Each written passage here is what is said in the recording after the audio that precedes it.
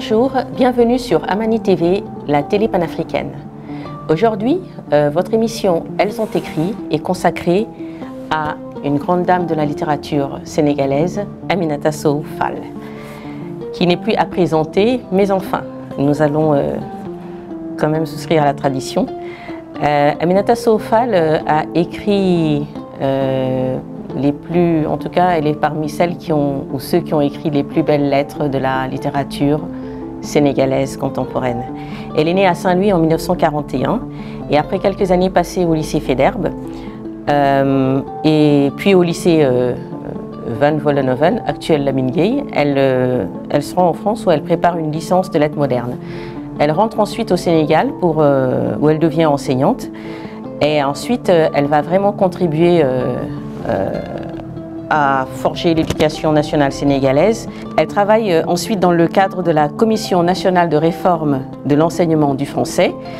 Ensuite, de 1979 à 1988, elle est directrice des lettres et de la propriété intellectuelle au ministère de la Culture, puis directrice du Centre des civilisations. Elle est également la fondatrice d'une maison d'édition Khoudia, du Centre africain d'animation et d'échanges culturels, du Bureau africain pour la défense des libertés de l'écrivain et du Centre international d'études, de recherche et de réactivation sur la littérature, les arts et la culture à Saint-Louis.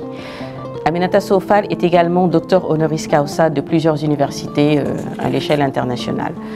Donc c'est une dame qui a non seulement contribué à la littérature en tant qu'écrivaine, mais qui également a contribué en tant qu'actrice de tout ce qui concerne les droits de l'écrivain, la liberté de l'écrivain, et également dans le milieu de l'éducation.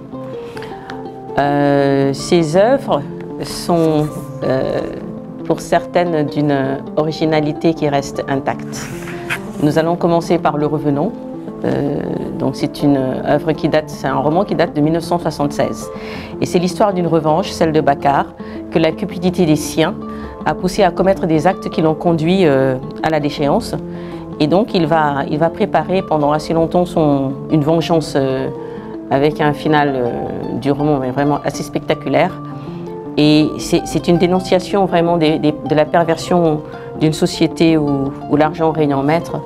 Et qui permet également de jeter un premier regard sur une des catégories de la société que Bakar va fréquenter après sa déchéance, c'est-à-dire vraiment le milieu de personnes qui sont marginalisées alors qu'elles participent vraiment au fonctionnement de la société, comme par exemple les domestiques. Donc ce sont des catégories qui sont parfois évoquées au passage dans certains romans, mais là, vraiment, dans ce roman, on voit arriver un petit peu ce thème des personnages marginaux. Ensuite, La grève des Batous, où là, elle atteint vraiment des sommets dans ce qui fait un scénario auquel personne ne penserait, mais qu'elle va y penser, et c'est vraiment La grève des mendiants à Dakar. Et ce roman qui date de 1979, va sur un terrain sur lequel peu de romanciers s'aventurent, et c'est celui des mendiants. Et c'est l'histoire d'un politicien qui décide de débarrasser les rues de Dakar, et je mets débarrasser entre guillemets, des mendiants. Et donc il va prendre des mesures qui vont se retourner contre lui lorsque ces derniers vont décider de montrer de quel côté se trouve vraiment le pouvoir. Et donc ils vont décider de faire une grève, c'est-à-dire qu'ils ne vont plus recevoir les aumônes, ils désertent les carrefours et les feux rouges. Et les politiciens se retrouvent embarrassés parce que, en termes de pratiques occultes, ils doivent faire des aumônes pour tout ce qui concerne leur parcours pour arriver au pouvoir. Et là, ils ne peuvent plus, en tout cas, remettre les aumônes à quelqu'un puisque les mendiants font la grève. Et donc, au-delà de ce scénario extrêmement original, pour ne pas dire avant-gardiste, ce roman propose une réflexion sur toutes ces accointances entre le monde politique, le milieu des pratiques occultes et la catégorie sociale des mendiants, et dénonce également l'hypocrisie qu'il y a autour de tout ça, et donc met en avant des catégories souvent marginalisées dans certains discours et qui pourtant contribuent au fonctionnement de la société. Donc à lire absolument. L'Appel des arènes, qui date de 1982, est un autre roman qui, lui, nous parle de transmission. Et c'est un thème très très important pour Aminata Sow Fall, pour qui c'est un élément très très important de la culture.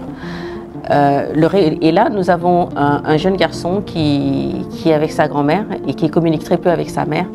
Et l'expression qu'il faut vraiment retenir en ce qui concerne ce roman de l'Appel des arènes, c'est que le cordon ombilical rompu avec la mère est renoué avec la grand-mère.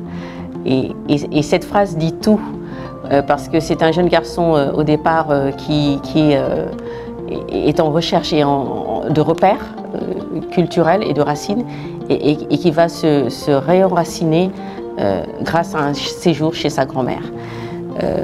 Et c'est l'histoire d'une relation très très belle entre cet aïeul et son petit-fils. Elle s'intéresse à la politique dans un autre roman qui est L'ex-père de la nation, qui date de 1987. C'est le retour d'un dictateur déchu sur son propre parcours. Donc là, c'est vraiment le monde politique qu'elle essaie de décrire, mais à la lumière de son style, et également sous l'angle vraiment de ses préoccupations.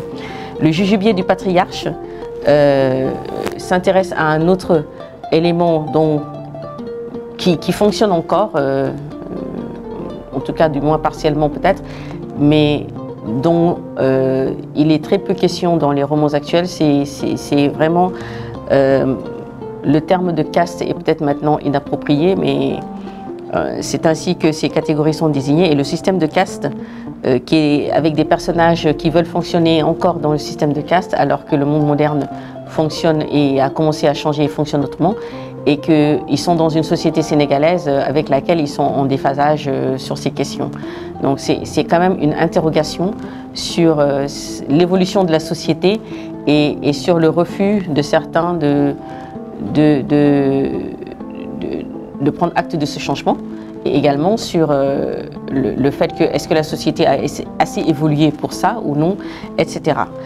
La douceur du bercail en 1998 s'intéresse très tôt à un thème qui est vraiment actuel à l'heure qu'il est, donc vraiment à lire absolument pour avoir cette perspective par rapport à l'actualité qui nous assaille actuellement. C'est vraiment le thème de la migration. Et donc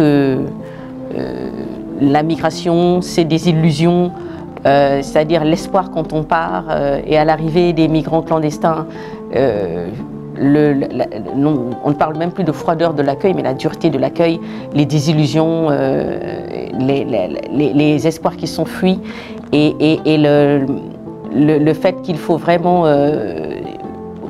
parce que c'est un personnage féminin, elle va vraiment voir tout de suite que l'avenir n'est peut-être pas à l'étranger, mais qu'elle peut essayer par son retour de transformer cet échec du départ en quelque chose de plus durable et de plus positif. Et je vais juste lire quelques mots de ce roman. Aimons notre terre, nous l'arroserons de notre sueur et la creuserons de toutes nos forces avec courage. La lumière de notre espérance nous guidera, nous récolterons et bâtirons. Alors seulement nous pourrons emprunter les routes du ciel, de la terre et de l'eau, sans être chassés comme des parias. Ça, c'est vraiment la phrase qui résume cette problématique autour du départ, et le fait qu'il faut vraiment se construire soi-même un socle solide avant de pouvoir faire émerger les branches peut-être dans un autre espace. Elle a écrit, Aminata Sow Fall a écrit un autre roman qui s'intitule Sur le flanc gauche du Belém. Un grain de vie et d'espérance est un autre, on ne sait pas dans quelle catégorie classer cette œuvre, parce qu'elle y questionne l'acte de manger. L'acte de manger est un acte éminemment culturel. Et ce qu'on mange, la façon dont on mange, et toute cette problématique autour de l'acte de manger, pousse Aminata Sow Fall à nous présenter ce questionnement et cette réflexion en 33 questions.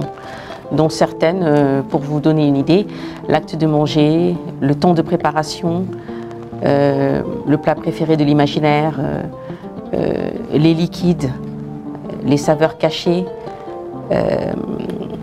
la sobriété, le temps du repas comme confection, comme modèle social, le sens dans tous ses états, la passion dévorante.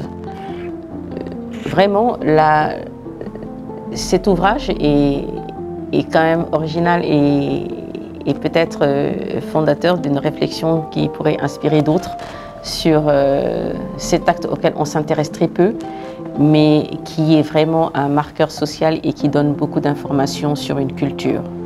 Donc tout ce qui entoure cet acte de manger.